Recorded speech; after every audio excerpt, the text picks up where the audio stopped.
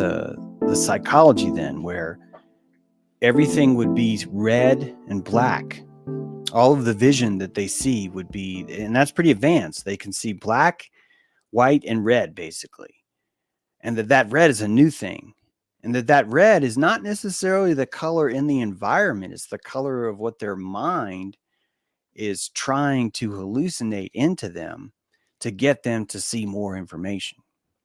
And so when you understand that this is truly how we see things, not only does it profoundly give you an impact into what it was like to be in the past, but it starts to allow you to experiment just how blind we are now and just how profoundly we'll be able to see into the future. Because if you integrate yourself with, this is a very trivial example, but this is just one of many. If you were to integrate yourself with some sort of an AI demon, just to get really freaked out here, but an artificial intelligence epigenetic demon that's running inside of your genes, just like you could install an addiction to alcohol through a lot of drinking, you could install some sort of AI software that gave you the ability to count super fast, to delineate super fast. Okay.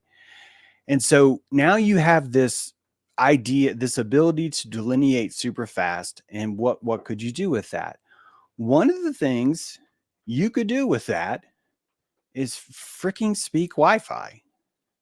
Like you could discern and listen to a bandwidth signal, and more importantly, you could interpret the bandwidth signal and give something back, which means that it would be quite simple for us to imagine a point in our lives where we would be online and not need any kind of interface to do that.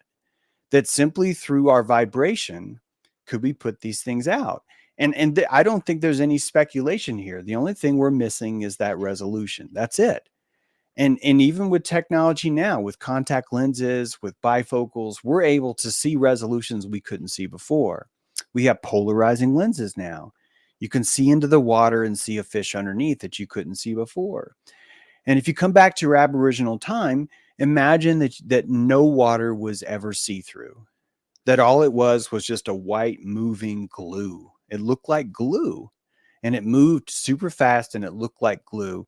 And you could stick your hand in it and feel around it. Maybe you could grab a fish, but it wasn't until the first time you actually grabbed a fish out of there that you started to notice, I need to be able to see into this. And I think this truly is much more in the origin of where we are. And all of Greek mythology says James is right on this because it tells you about Hades. It describes it. This is the place of the unseen. It's not the place of evil. It's the place of the unseen. This is all the things that exist in the world that you do not see or hear. This is the richest place in the world. Why was Pluto the king of riches? Why was the underworld the place of riches? Because all the riches are hidden in this world because we are still learning to stick our fish into the glue and pull a fish out and go, holy shit, I think I can see through this thing now. I can smell things. I can render this white glue and show currents and eddies, and it allows me, if we keep doing this 50,000 years from now, we're going to be able to see a fish. We're going to be able to render what that fish looks like, how big it is. And for all intents and purposes, we'll think it's real.